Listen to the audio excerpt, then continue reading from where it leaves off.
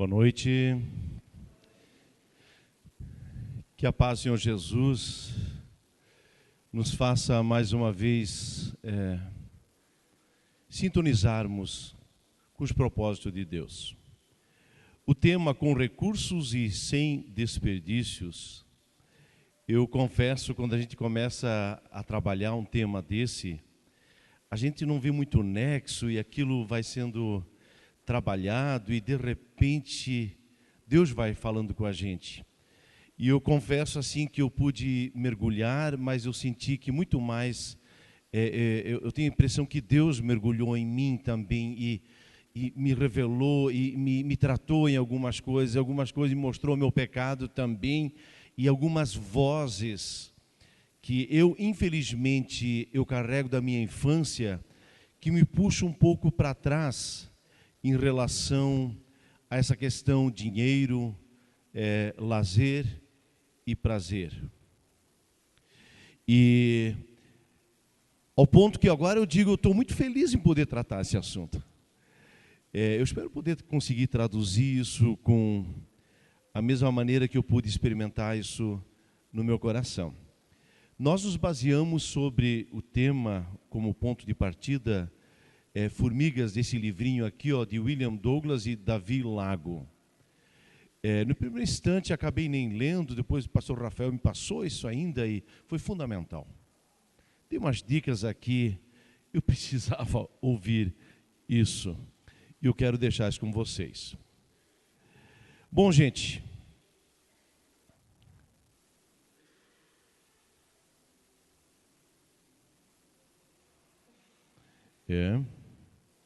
tecnologia, opa, é isso aí. Criador e criação desconectados pela criatura. Quando nós falamos de recursos e falamos também de justamente sem desperdícios, eu tive que eu não sabia se eu começava de uma maneira macro ou micro. Primeiro olhando de uma maneira bem pessoal, egoísta, meu dia a dia, ou se olhava para o mundo como um todo. E eu acho que não tem como falar e nem desconectar isso. Primeiramente porque o que é o macro? O macro é feito pelo micro. O que é esse mundo? É feito de pessoas, indivíduos como você e eu. A gente fala que o planeta Terra está correndo riscos muito sérios de ser, na verdade, explorado e tirado tantos recursos que não tem mais condições de suprir a necessidade e o consumo da humanidade. Mas quem é a humanidade? São os americanos e os chineses, né? A gente, porque ouviu esses tempos que no Tratado de Kyoto, esses dois países fizeram um pouquinho o jogo duro e não embarcaram nessa questão de reduzir os poluentes, os gases tóxicos, etc, etc. Mas entre eles também já são parceiros e, na verdade, não são só eles, somos nós também. Existe um programa de computador na Alemanha que, isso um amigo meu, na verdade um conhecido meu, ele disse que você lança naquele programa, o que você tem, por exemplo, eu tenho uma casa, você gasta quantos refrigerantes por semana? 5. Então tá, e você quantos enlatados? E quanto, na verdade, você tem um carro, sim, uma bicicleta, e aí você vai tudo, um celular, não, 5 celulares na casa, etc. Não sei, 2 televisores. Você vai lançando esse material e ele vai dar um retorno, dizendo, se todos gastarem como você, nós precisamos mais um planeta Terra, porque esse teu consumo, o meu consumo, ele agride também o planeta Terra. Você sabia que cada pacote de lixo que você coloca na rua, lixo reciclado, cada pacote, cada saco de lixo, tem 70 sacos de lixo que ficaram como dejeto, como material que está contaminando o planeta. Cada saco de lixo, 70. Então, na verdade, nós trabalhamos com a margem mínima. Bom, gente, essa é a realidade macro e a realidade micro. Nós não podemos falar de recursos sem olhar também a agressão no sentido macro e também micro, mas depois também nós temos que falar, então, dos não desperdício. Bom, gente, eu confesso que quando a gente começa a ver uns videozinhos de algumas situações, a gente fica meio chocado que aquilo que Deus fez, quando Ele fez, por exemplo, lá em Gênesis 1, 26, 31, e no versículo 31 Ele diz, e Deus viu tudo que havia feito e tudo que havia ficado muito bom. E de repente nós vemos hoje o que nós temos de dejetos, nós temos lixo, o que temos lixo tóxico, quanta coisa que existe ali. Eu confesso que eu vejo um tremendo descompasso.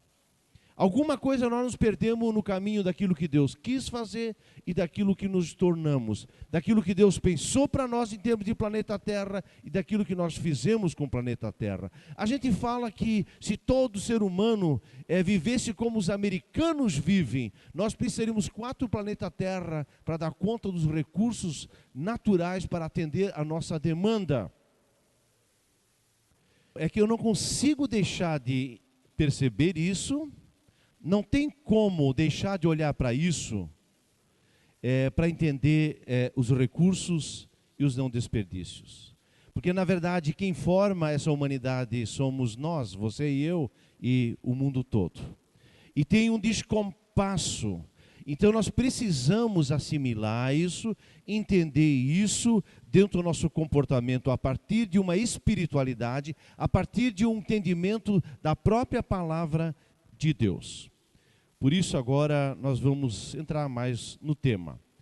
Vejam bem, eu quero ler 2 textos aqui, o primeiro. E tomou o Senhor, o Deus, o homem, e o pôs no jardim do Éden para lavrar e guardar. E ordenou o Senhor Deus ao homem, dizendo, de toda árvore do jardim comerás livremente, mas de cada árvore da ciência do bem e do mal, dela não comerás, porque no dia em que dela comeres, certamente morrerás. E depois de Gênesis 2, 1 a 3, assim foram concluídos os céus e a terra, e tudo que neles há. No 7º dia Deus já havia concluído a obra que realizara, e nesse dia descansou. Abençoou Deus o 7º dia e o santificou, porque nele descansou de toda a obra que realizara na criação. Eu gostaria que esses 2 textos estivessem ecoando o tempo todo atrás de nós.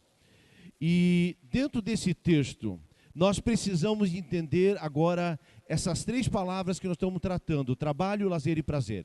Eu confesso, à medida que a gente foi elaborando esse tema, eu acho que isso foi mais uma inspiração divina do que outra coisa, porque hoje eu digo, a gente nem percebeu o quanto esses 3 aspectos são inseparáveis a partir do relato da criação. Deus trabalhou 6 dias, no 7º folgou. Essa folga é o lazer, é o descanso. E depois vem o prazer, que é a bênção quando os 6 dias de trabalho pode ter o prazer, e também é a bênção quando o nosso lazer tem prazer. E para mim esses 3 aspectos, eles são na verdade um tripé que precisam estar de maneira, não equitativamente em termos de horas, mas eles precisam dar o suporte para a nossa existência. E Deus pensou que a gente trabalhasse 6 dias e folgasse o 7º. Essa é a dose certa, pessoal. Mas Deus também nos dá o prazer de trabalharmos e também o prazer de termos lazer. As pessoas hoje já chamam, alguém me disse hoje de manhã, pastor, para mim a terça-noite já era happy hour. A quarta-noite era happy hour. A quinta-noite era happy hour. Isso está errado, nós fomos feitos para trabalhar 6 dias. 6 dias. Você trabalha 5 na empresa, então escolha o sábado para fazer uma coisinha diferente na sua casa. Vá para o quintal, pinte uma parede, faça uma estante, faça alguma coisa que você também possa ver o resultado. Faça alguma coisa dentro de casa. Pegue um rolo, comece a pintar aquela parede que já está 12 anos lá sem pintura, ela está crua. Vai lá, pinte. É verdade, gente. Nós precisamos redescobrir essa dimensão do trabalho que dignifica a nossa vida. Pegue a sua esposa, vai junto na horta, faz bem. Essa coisa de sexta-noite ficar na frente do sofá, aliás, na frente da televisão, no sofá, no sábado de manhã já começa a acordar às 11, pega o jornal, já pega a cerveja, e aí já vai, à tarde de novo, à noite de novo, domingo de novo. Pessoal, isso não faz bem, isso é tóxico para a nossa alma. O desequilíbrio, ele acontece ali. Acontece como? Na verdade, Deus quer o equilíbrio das coisas. O equilíbrio é o quê? O equilíbrio trabalhe 6 dias, folgue o 7º. Mas agora Deus também quer que a gente tenha prazer no trabalho. Eu sei que nem todos estão trabalhando uma área que necessariamente dê prazer. Mas eu acho que Deus também nos quer qualificar para isso e transformar isso de uma maneira que também o nosso trabalho comece a ter alegria. Porque Deus pensou que a gente é para lavrar e guardar. Isso aqui ainda no paraíso tem um toque da bondade de Deus no nosso trabalho. E finalmente, o 7º dia, o dia de descanso. Alguém disse uma vez, dê um domingo para a tua alma, para que a tua semana tenha uma alma. Dê o domingo, aliás, para a tua vida, o domingo, mito, dê um domingo para a tua alma, para que a tua semana tenha uma alma. Se nós conseguirmos transformar o domingo, o dia do Senhor, onde a gente pode adorar a Ele, ter o lazer, o descanso, também um pouquinho de uma comidinha boa, um ambiente saudável, isso vai trazer a alma para a semana. Eu fiquei tão maravilhado com essa dinâmica da criação de Deus, isso me impactou de uma maneira muito, muito interessante.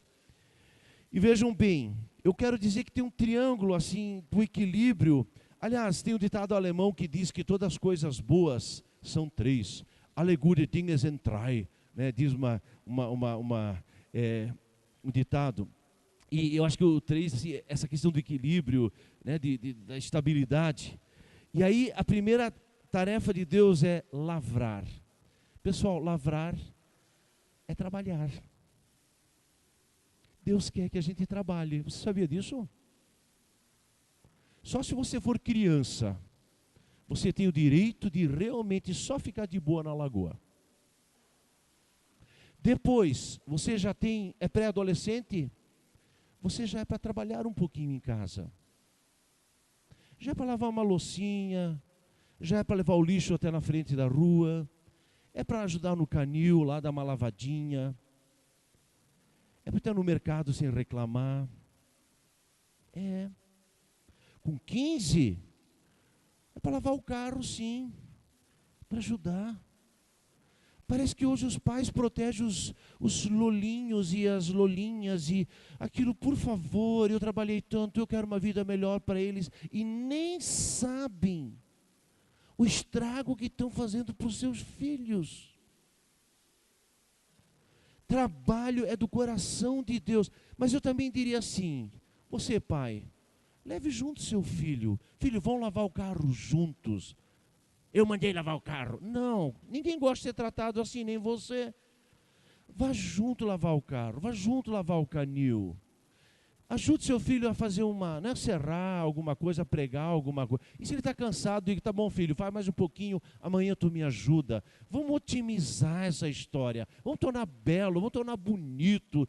Pessoal, eu só posso dizer que isso funciona. Lavrar é trabalhar. 2, depois guardar.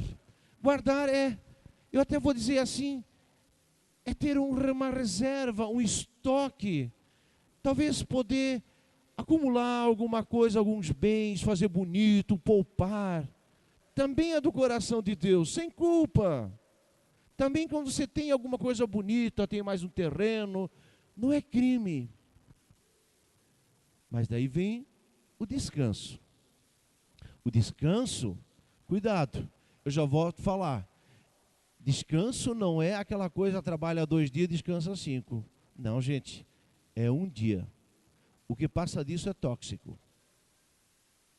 Porque daí já queremos na vida boa, aí já nos excedemos, já comemos demais, já festejamos demais, aí a mente já viajou demais. Interessante esse equilíbrio. Bom, mas tem um limite ético: não comer do fruto proibido. Nessa dinâmica aqui, as coisas devem acontecer, e tem o sim e tem o não. Algumas coisas é não. Algumas coisas é não. No nosso descanso, no nosso trabalho e também no nosso guardar. Algumas coisas precisam ser não. Limite ético, sim, sim, não. Deus colocou isso. E o problema é quando nós transgredimos, nós estamos avacalhando com todo esse equilíbrio da criação.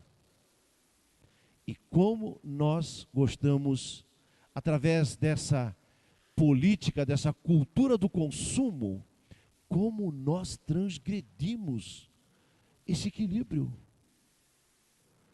Pessoal, quando eu falo desse consumo frenético, sabe por que esse consumo frenético? Por que se faz, né, o iPad, sei lá, da Samsung, da Apple, 1, 2, 3, 4, 5, 6, 7, e quando você tem o 5, você já está sendo dominado para ter o 6, depois você já tem o 7, e você tem aqui, mas tem o olho gordo já no outro, já está pensando em vender e já comprar o outro.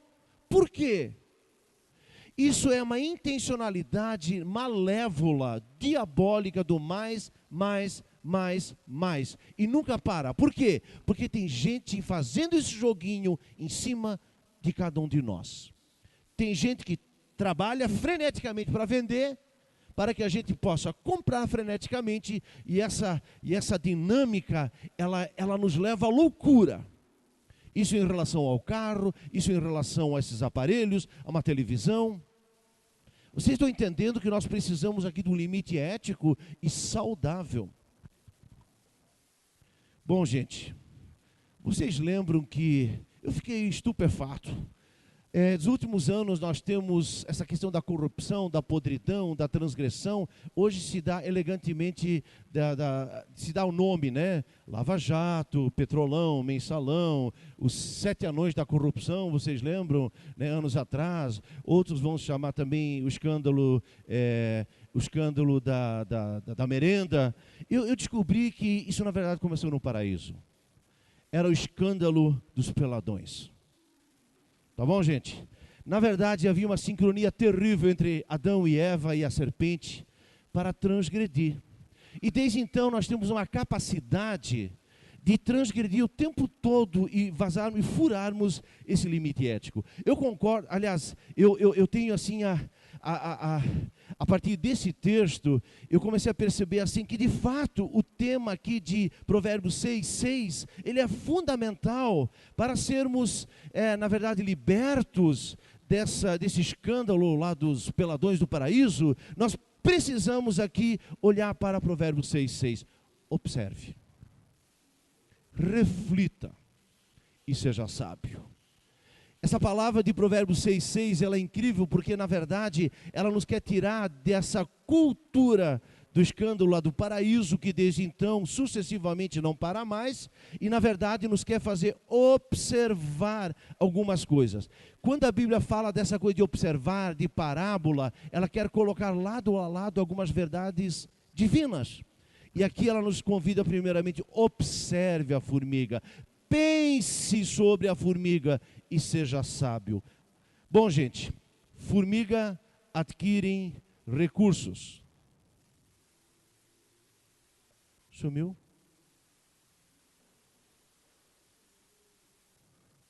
Dá uma forcinha para mim aí. Isso. E tomou o Senhor Deus o homem e o pôs no jardim do Éden para lavrar e guardar. Formigas têm recursos. Acho que nós vamos ter que continuar aqui agora. Opa.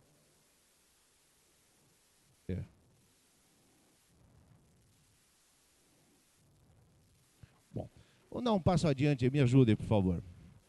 Lições da formiga. Pessoal, olhe para a formiga, reflita com elas. Elas são determinadas. Queridos, se nós perdermos o equilíbrio lá do descanso, lavrar e do guardar, se nós perdermos e focarmos muito essa cultura hedonista do consumo, essa cultura do descanso, ai que preguiça, se nós cultivarmos isso muito e cultivarmos para os nossos filhos, e a gente não ajudar eles, A formiga ela é determinada. Tem a estação dela, tem o turno dela, que ela vai lá, faz. Ela é determinada. Como é que soa essa palavra para você?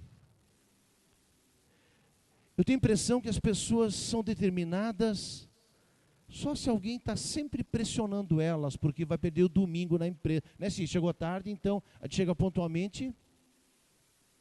Esse dia um senhor de 72 anos disse: pastor, eu posso dizer tranquilamente que nos meus 30 anos que eu trabalhei numa empresa, se eu cheguei 5 vezes atrasado, é muito.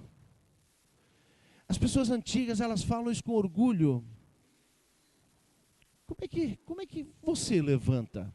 Sempre atrasado, sempre correndo atrás do ônibus, sempre correndo no trânsito, usando desculpas, que o trânsito, que isso, que aquilo, sempre desculpa. Não. Determinação. Pessoas bem-sucedidas são determinadas, elas acordam um pouquinho antes, resolvem a vida, fazem acontecer. Vão atrás do seu sustento. Uma senhorinha ontem vendendo bolacha, ontem vendendo uma bolacha lá na nossa rua, e uma cesta de vime, ela e a filha, ela disse: estou vendendo umas bolachas, R$7 o pacote. Eu nem precisava, mas eu sempre fico sensibilizado quando alguém está nessas condições. Daí eu fui lá, comprei um pacote e disse: pode ficar com o troco. Ela disse: olha, eu tenho 2 escolhas. Uma, ficar em casa e nada acontece, nada vai mudar na minha vida. A outra é eu saio para vender bolachas e corro o risco de vender algumas bolachas. Isso para mim é ir atrás do sustento. Pessoal, talvez você tenha uma formação, sei lá, de escritório, administrador, facção, não sei. Mas está ruim, mude de foco. Vai lavar carro. Te oferece para trabalhar num hotel, carregar malas. Vai atrás do seu sustento. Nós temos a promessa, olhe os lírios dos campos, olhe os pássaros voam, os lírios crescem. Isso não é algo estático, a natureza é dinâmica. Deus te fez de uma maneira dinâmica. Mostre um pouquinho mais. Seja dedicado e disciplinado. Dedicação é fazer um pouquinho mais. Ter disciplina, organização, capricho. E, finalmente, trabalhar em equipe. Eu acho que esse lance das formigas trabalhar em equipe é uma lição fantástica. E começa a trabalhar em equipe dentro de casa. Pessoal, eu tenho visto pessoas que às vezes dentro de casa o dinheiro sempre é um problema. Sempre. Mas não consegue articular alguma coisa conjunta. Vamos poupar os filhos. Mas vão lá, compram mais isso, mais isso, mais isso, mais isso. Mas não poupa o pai que tem que trazer, não poupa a mãe que tem que trazer. Então tem algo errado nessa história. É preciso trabalhar em equipe. Sabe, a Bíblia diz que casa dividida não resiste e reino dividido vira ruína. Se você não consegue com a tua esposa organizar as tuas finanças e deixar os seus filhos também participarem um pouquinho nos lucros. Meu pai, quando tinha um lucrinho extra, vendia um carro como mecânico, ele vinha em casa e dava para cada filho um dinheirinho. E quem tinha 15, ele dava um pouquinho mais. E quem tinha 14, um pouquinho mais. Quem tinha 13, um pouquinho menos. Aliás, menos, né? Lá em casa eram 10 irmãos, cada ano tinha um. Por isso estou falando assim, tá? 1 ano e meio. Cada 1 ano e meio assim tinha, né? E reduzia um pouquinho. Por quê? Porque daí o filho de 10, ele dizia: o dia que tiver 12, eu vou ganhar um pouquinho mais também. E o primogênito é o primeiro. Então faça valer também essa sucessão também. Depois que tiver 12, pague também um pouquinho mais. Meu pai fazia isso com tanto capricho, isso era tão motivador. Mas também quando não tinha dinheiro, era preciso também entender, gente, vamos dar uma segurada, esse mês está difícil, ser co-participa. Eu acho que nós não precisamos abrir tudo para os filhos, não é isso. Mas poupar os filhos da vida, da realidade, eu acho que isso é um equívoco. Eu lembro muito bem quando o nosso Gabriel tinha, eu acho que uns 14, 15 anos, ele queria muito trabalhar. E aí conseguimos um emprego no Recursos Humanos aí, trabalhar algumas horas à tarde. E ele fez isso, acho que uns 2, 3 meses. Mas, cara, quando ele saiu e voltou de lá, eu tenho a impressão que ele nunca deu tanto valor para R$ 10 como depois dessa experiência de 3 meses. Os filhos às vezes não têm noção que para trabalhar, para tirar 10 pila, você tem que trabalhar. Trabalhar em equipe. E casais. Não adianta um trazer com a colherinha e outro tirar com a pá. É preciso falar sobre os gastos. Então, lições da formiga. Mas aí vem as perguntas agora, buscando e gerando recursos. A pergunta: é errado ter dinheiro? É errado ter posses? Se Deus, na verdade, fala do lavrar e do guardar, então nós podemos entender que ter bens e ter dinheiro, a princípio, não é errado. E eu diria mais, fazer mais dinheiro também não é errado. Jesus chega a dizer lá em Mateus 25, versículo 14, vocês lembram daquela parábola dos talentos? Um recebeu 5, outro 2 e outro 1. Ele elogia aqueles dois, que olha, servo bom e fiel, fosse fiel, sobre o pouco, sobre o muito te colocarei. E aquele um lá que, eu não sabia como lidar, eu então enterrei. Jesus diz, olha, servo mau, por que ao menos não colocaste na poupança? Então tem palavras que vão nos dizer, podemos sim trabalhar, podemos sim ter uma poupança, podemos sim planejar, podemos sim construir uma casa, um apartamento, ter um apartamento, podemos sim trocar de carro. Eu queria botar isso no coração de você, porque tem algumas pessoas que têm uma linguagem tão negativa a respeito de conquistas, as vozes do chororô da infância, de nunca ter dinheiro, que o dinheiro é difícil, a vida é dura. Isso traz um negativismo tão grande por dentro do coração. Eu queria, em nome de Jesus, dizer, Deus quer o teu bem. De fato, tome isso para você. Deus quer que você seja bem-sucedido no teu trabalho, no teu ganha-pão, que você tenha as suas coisinhas, que você possa lavrar, trabalhar bastante e guardar também. Deus quer. Mas a Bíblia condena o dinheiro? Não. Ela condena o amor ao dinheiro. Aqui está o problema.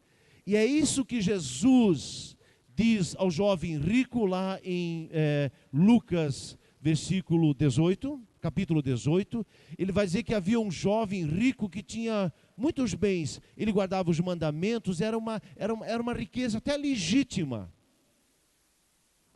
mas era uma riqueza que impediu ele enxergar e ver Deus e os valores da vida. Tem uma história atribuída a Henry Ford. Henry Ford foi o fundador da Ford, né, nos Estados Unidos. Conta-se que ele precisava um cargo de confiança, ele precisava um gerente, um administrador, e ele chama um candidato aí que, a princípio, tem todas as condições. E aí ele pergunta a esse cara, por que você está aqui? Por que você acha que você merece emprego aqui na nossa empresa? Porque eu quero ganhar muito dinheiro.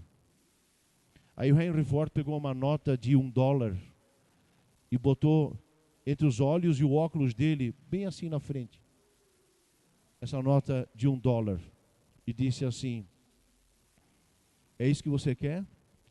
E se você fizer isso, tu não vais mais enxergar as pessoas, nem a tua família, nem a tua igreja, nem Deus, nem a natureza. Você vai só enxergar o dinheiro. Aqui que está o problema. E Jesus vai falar que esse jovem rico tinha algum entrave na vida dele, que não enxergou mais o caminho que levava à vida eterna. Senhor, o que eu farei para herdar a vida eterna? Esse cara tinha dólares entre o óculos e os seus olhos. Já não enxergava mais aquilo que Deus tinha para ele. Nem a sua esposa, nem seus filhos, nem a vizinhança e nem os valores espirituais. E Paulo vai dizer em 2 Timóteo, capítulo 6, ele vai falar que O problema é o amor ao dinheiro. O problema é o amor ao dinheiro. E os que querem ficar, diz ali, ficar ricos, caem em tentação, em armadilhas e em muitos desejos descontrolados e nocivos. Eu vou repetir essa palavra. Os que querem ficar ricos caem em tentação, em armadilhas, em muitos desejos descontrolados e nocivos, que levam os homens a mergulharem na ruína e na destruição, pois o amor ao dinheiro é a raiz de todos os males. Algumas pessoas, por cobiçarem o dinheiro, desviarem-se da fé, se atormentaram com muitos sofrimentos. Martin Lloyd Jones, que era um palestrante, me parece, britânico, ele diz assim: a visão não cristã da vida faz de nós criaturas minúsculas, porque nos estima e nos julga por aquilo que possuímos, não conspirando nada sobre a nossa alma e o que nos liga a Deus. Ela nada sabe sobre essas coisas, é um insulto à natureza humana. Repito, quando nós não temos Deus, também no nosso lavrar, no nosso guardar e no nosso descanso, nós reduzimos o ser humano a uma categoria muito minúscula daquilo que Deus pensou para ele. Tiramos dele a importância da família, tiramos dele a importância também do relacionamento marido e mulher, relacionamento pais e filhos, tiramos o relacionamento dele com as coisas e valores de Deus, tiramos dele a generosidade, tiramos dele a perspectiva de serem agente de transformação e criar um mundo melhor. Porque o dinheiro, ele nos cega para aquilo que de fato Deus pensou para nós de maneira plena e integral. Vejam, e Jesus chega a dizer assim, cuidado, vejam como dificilmente um rico entrará no reino dos céus, por causa dessa cegueira. Provérbios 22, 29 diz: você já observou um homem habilidoso em seu trabalho? Ele vai ser promovido ao serviço real, não trabalhará para gente obscura. É possível sim, gente, a gente ser habilidoso, a gente prosperar, é possível fazer dinheiro, ter bens, ter posses, mas de uma maneira que a gente não se torne cego para aquilo que Deus pensou de melhor nos nossos relacionamentos, nos nossos afetos, para Deus e para a família e para nós mesmos. Bom, gente, eu quase ainda teria que falar um pouco sobre a tal da teologia da prosperidade, que hoje tanto se prega. Enche estádios, igrejas. É transformar a fé cristã num trampolim para o sucesso financeiro. Isso é um grande engodo, gente. Isso é uma grande mentira. Isso não é verdade. Isso não é assim. Eu creio que sim, quando nós seguimos a Deus, buscamos Ele, as coisas de alguma forma melhoram. Mas cuidado, Deus também deu a vocação de pobreza para algumas pessoas, para outros a simplicidade. E se a riqueza e o dinheiro vai ser um atrapalho na tua vida, como foi para o jovem rico, para não ver mais as coisas dos céus, Deus não vai te dar bens e não vai te dar posses. E se for preciso, Ele vai tirar inclusive aquilo que você tem.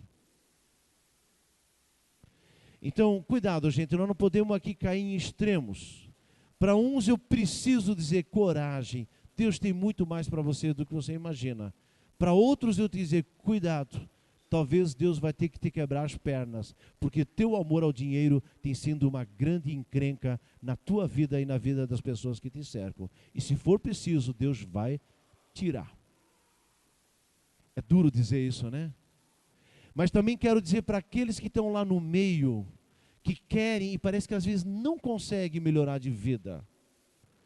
Cuide um pouco as vozes do derrotismo, do negativismo, da falta de capacidade. Isso não vem de Deus. Deus é um Deus que nos deu os recursos. Como as formigas, nós podemos ir à luta, determinados, trabalhar em equipe, garimpar, tem recursos, tem possibilidades. Que Deus os abençoe.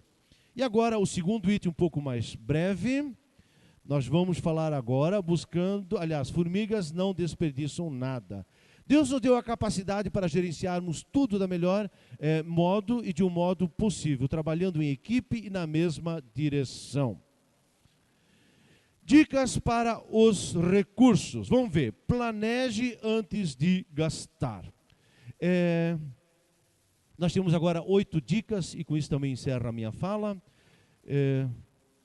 Já tirou a surpresa aqui agora. Volta. Isso, tá bom. É isso aí. Planeje antes de gastar. Se nós ficamos lendo lá na frente e eu falando aqui no item 1, vocês já estão no 8? Tá? E só esperando terminar a minha prédica, né? Planeje antes de gastar. Pessoal, eu falei para minha esposa, eu não tenho moral para falar sobre isso aqui. Ela disse, William, fala. Porque nós não tínhamos moral para falar. Porque nós éramos bem irresponsáveis, incompetentes, muita frustração em torno da falta de dinheiro. E não adianta responsabilizar Deus, nem os pais, e nem, sei lá, a gente gosta da culpa para os outros, né? E dela disse, fale, William, porque a gente passou. A gente vai entender quem ainda não está conseguindo, mas também podemos dizer, é possível avançar. Talvez ainda não estou lá na frente onde eu gostaria de estar, mas eu olho para trás e digo, pela graça de Deus, algumas coisas ficaram muito mais tranquilas do que no passado.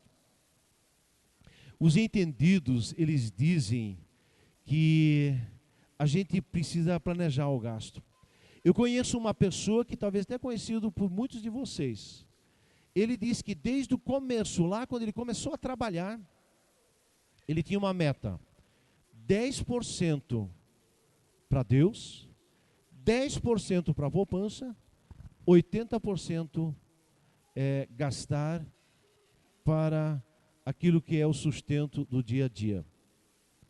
Eu vou dizer para vocês, esse homem conseguiu, eu vou dizer para vocês, ele conseguiu umas 3 casas, porque hoje ele é aposentado, e ele vive do aluguel, porque sabemos que a aposentadoria nem sempre é o suficiente para as nossas necessidades. Uma senhorinha, hoje de manhã ela estava no culto, eu disse, fulana, eu vou hoje à noite falar sobre a sua história. Essa senhorinha não teve uma vida fácil, ela disse que ela nunca ganhou muito mais de um salário mínimo, ela hoje também tem 70 e poucos anos, ela tem 3 casas e vive também do aluguel. E um dia essa mulher me procurou e disse, pastor, eu estou aqui para dizer uma coisa, por que você não fala sobre dízimo? Ai, nós somos luteranos, nós não sabemos muito bem falar sobre isso. Porque ela disse, você está tirando a bênção das pessoas, sobre a vida das pessoas. Cara, aí eu entrei numa situação agora complicada. Porque hoje, de um lado, eu olho essas igrejas que batem tanto em cima dessa tecla, que isso me arrepia, e eu não quero ser comparado a essas igrejas. Por outro lado, a Bíblia diz em Malaquias 3, ela diz assim, por que vocês estão me roubando, diz Deus ao povo de Israel? Mas aonde, Senhor, nós estamos te roubando? Nos dízimos, nas ofertas. Mas como, Senhor?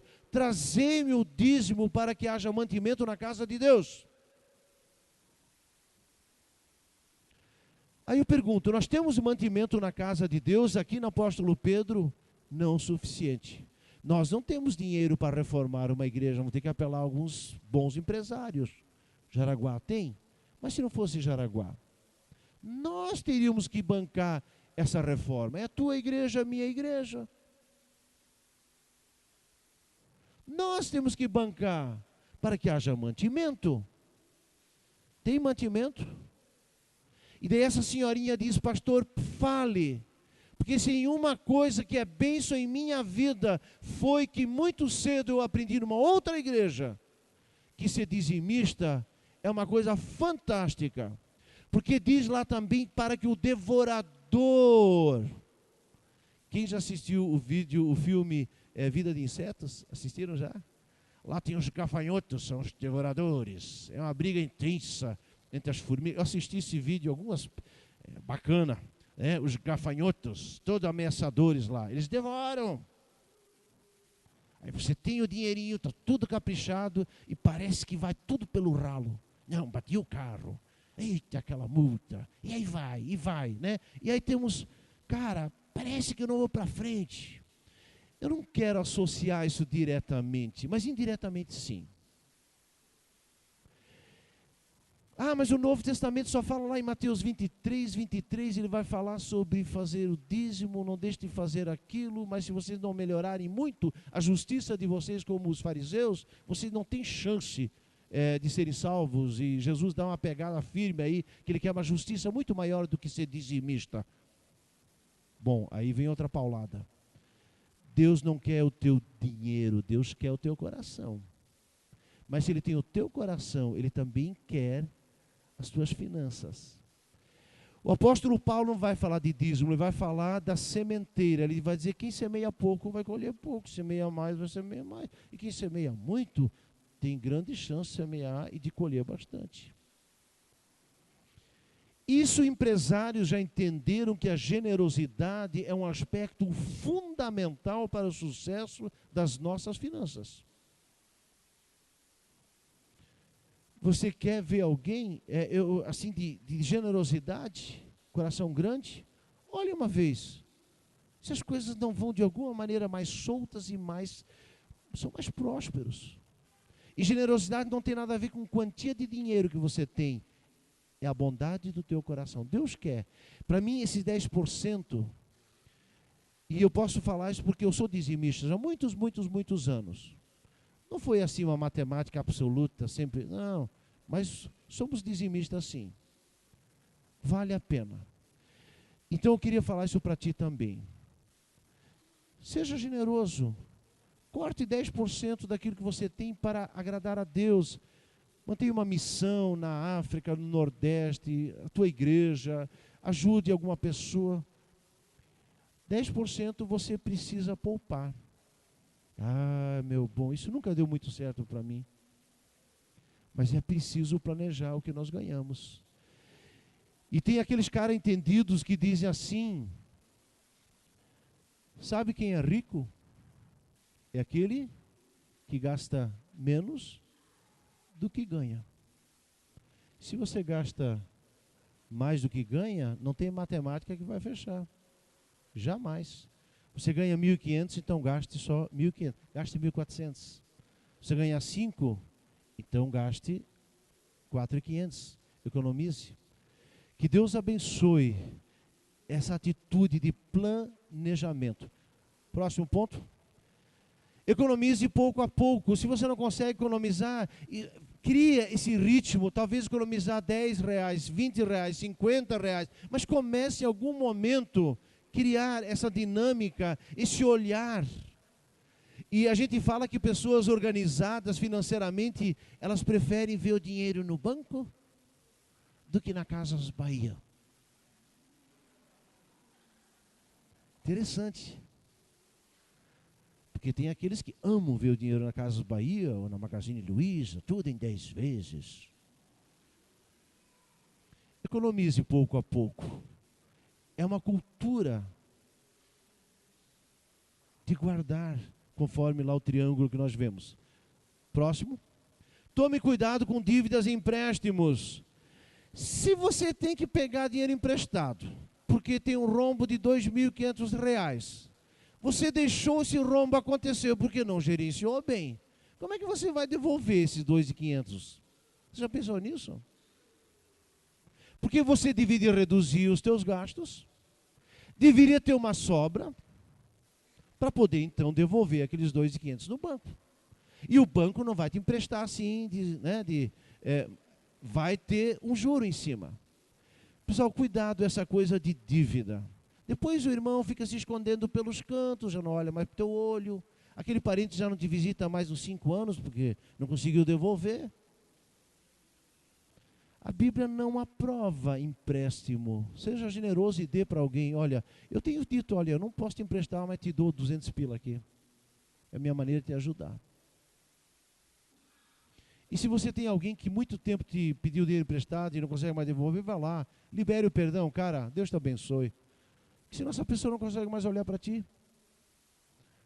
Próximo item.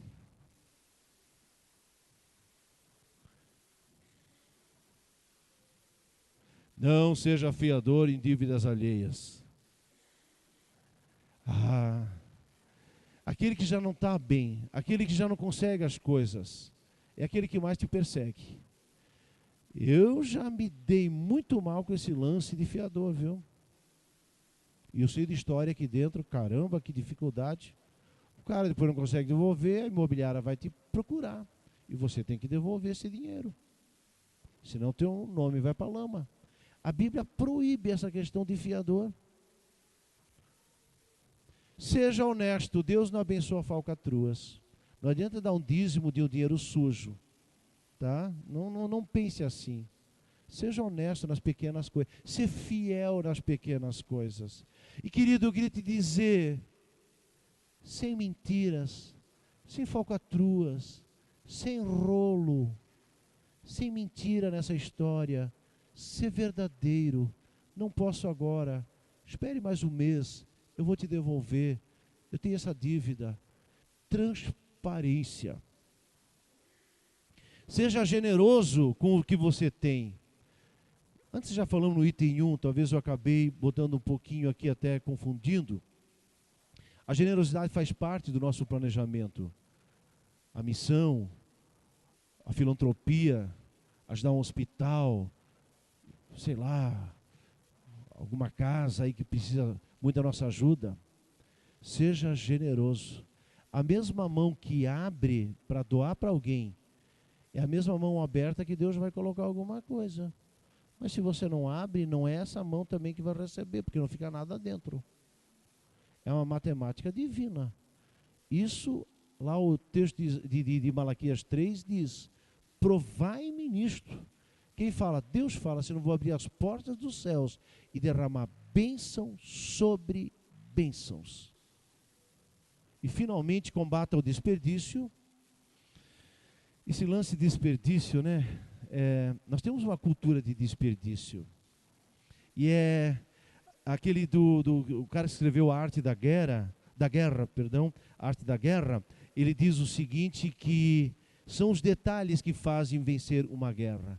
Se você está lutando com as suas finanças, e isso é uma guerra para você, seja detalhista. Que Deus nos ajude a sermos detalhistas também nas nossas finanças. E aprenda a estar satisfeito. Vocês já viram que no fundo nós não precisamos tanto para viver? Você já reparou isso? A gente não precisa tanto para viver. Nós que criamos algumas necessidades, que eu nem sei por que elas, sabe, por que elas estão de maneira tão intensa. Nós precisamos estar satisfeitos. Eu vou agora fazer uma confissão. Um dia eu folheando uma revista Cláudia, que horror, né?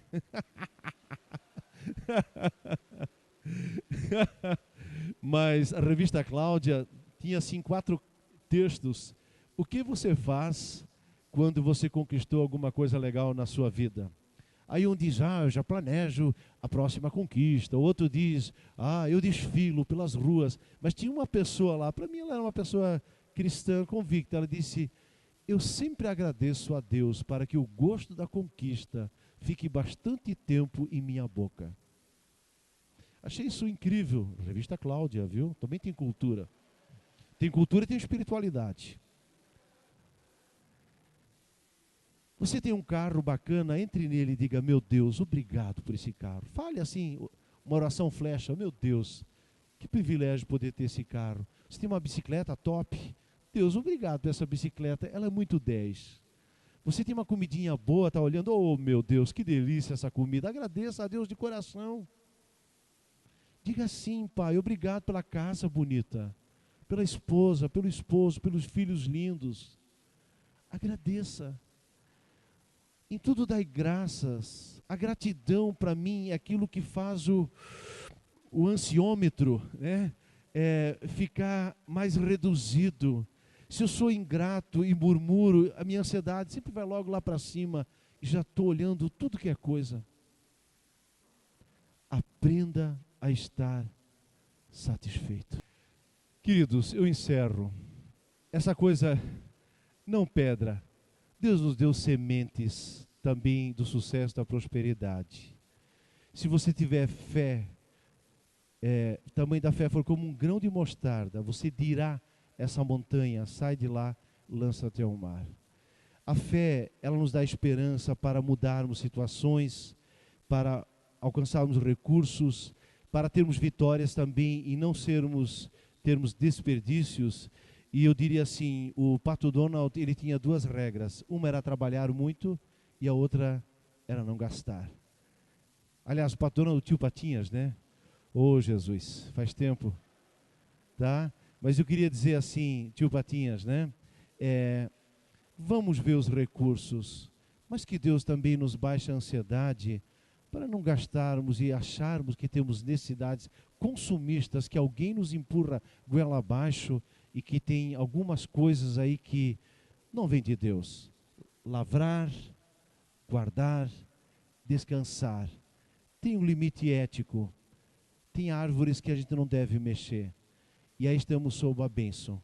E aí tem a semente da possibilidade. Vamos lá, gente. Que Deus multiplique na sua vida sucesso, prosperidade, seus sonhos, mas dentro desse equilíbrio que tanto você e eu precisamos. Porque Deus quer vida boa, vida em abundância para os seus filhos e as suas filhas. Amém.